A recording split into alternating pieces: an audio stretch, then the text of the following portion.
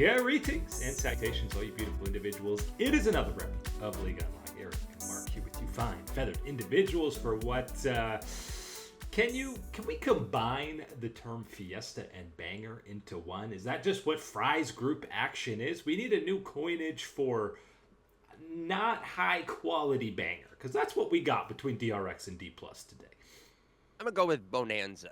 Yeah, I think bonanza can capture not only the excitement and thrills that you do get within these type of series, but also the fiesta, the wacky, the crazy, the disappointing that can come through in these Fry's group-esque type of series that we are seeing in the LCK. We got, we went full 5 games. We had a couple 40-minute games. We had a absolute game of catch. 8k gold lead for Dplus goes down to 0, and then it comes back, and they eventually do close out the game. Then they throw the next game. Rich and Siwoo are getting like solo kills every game, and including Siwoo dying to minions a couple times. Just once. I won't say a couple times, but top lane was spicy. Mid lane, Showmaker was getting some massive laning advantages. This one was a ride. Yeah, that's one way to describe it, yes, but it is that 5-game Silver Scrapes ride all the way through, and crossing that finish line in the photo finish is, of course, DK stepping away with the series win and keeping their advancement moving on through this upper section of the LCK Cup format. Absolutely not without its hiccups, not without its speed bumps, but I think if you're looking at the individual player that, kept his form and was the difference maker throughout this series, no question you're pointing instantly towards Showmaker and the leads and advantages he's able to just generate himself in the mid lane.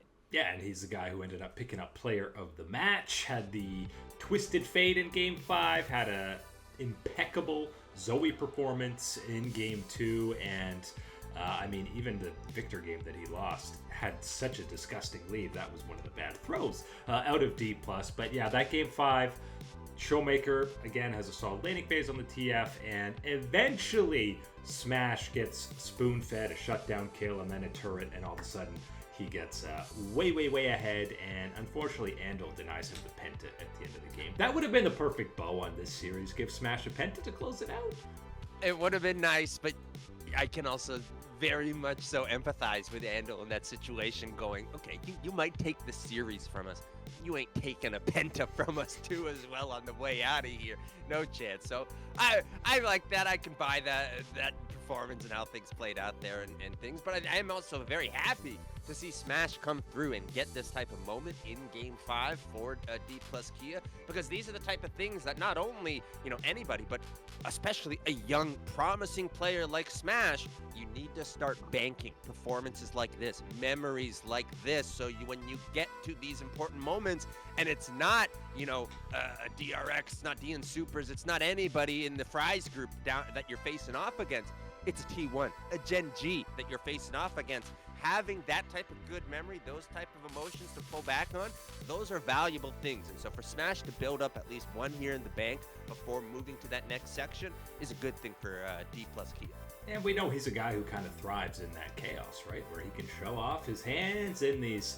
There were many extended team fights, even though the one Varus one, he misses some cues and then walks into melee range of Renekton to end up losing that one. But aside from that, that's usually where we see Smash be playing at a very high level. Obviously, this isn't the end for DRX, a much better showing than the 2-0 shellacking they suffered earlier, but they are down to that loser's bracket to play against the DN Supers.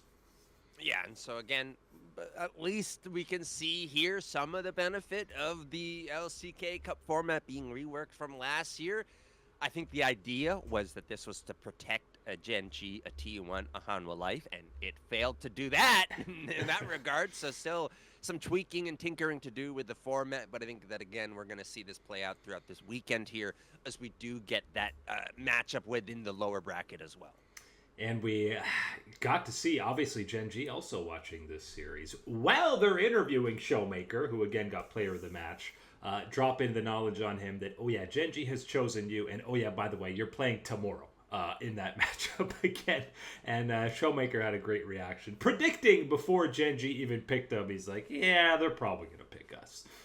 Yes, you can look at a couple of things for that reason, and one of them is just simply the series you saw today, the bonanza, right? Some of that excitement, sure, are things that you could be wary of or have to prepare against if you are Gen.G, but seeing some of the, uncoordinated play, some of the mistakes individually coming across on that side of Dplus Kia, if you are a Gen.G, you know absolutely you are skilled enough and tenacious enough to punish every single one of those opportunities and build up your advantage.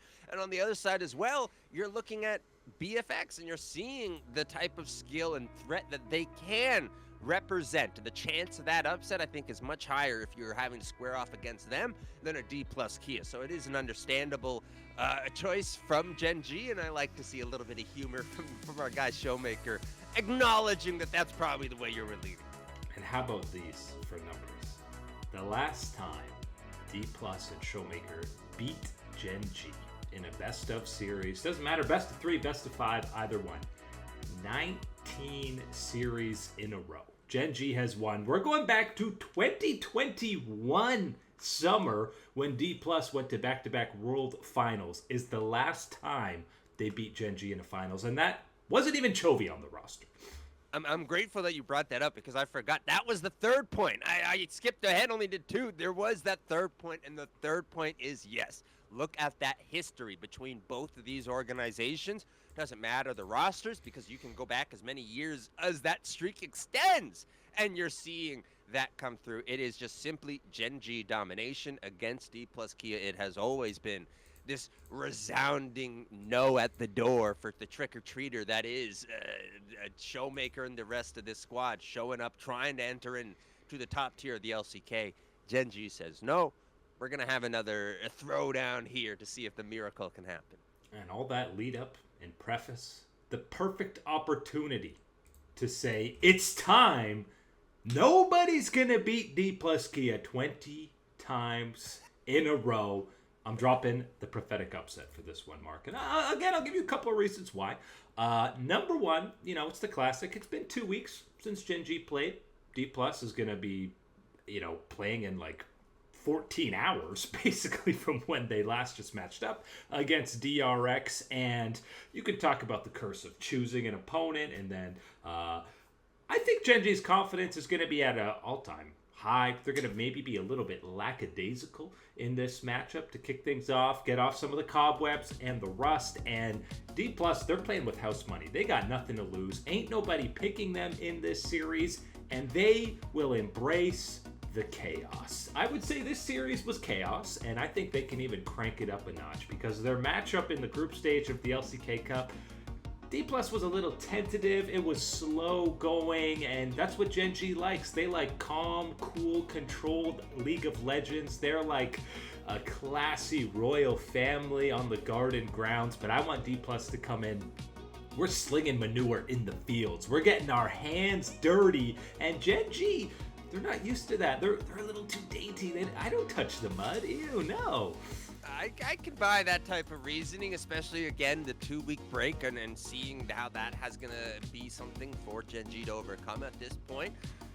I still believe so much in Gen.G and the strength that they have shown that it's hard to take that angle. But if there ever was going to be a time for it, I think it is now, this point in the LCK Cup at this type of moment where you could see this upset happen. And if you are a Dplus Kia and you're looking for it, I'm going to issue that an unfortunate challenge for you.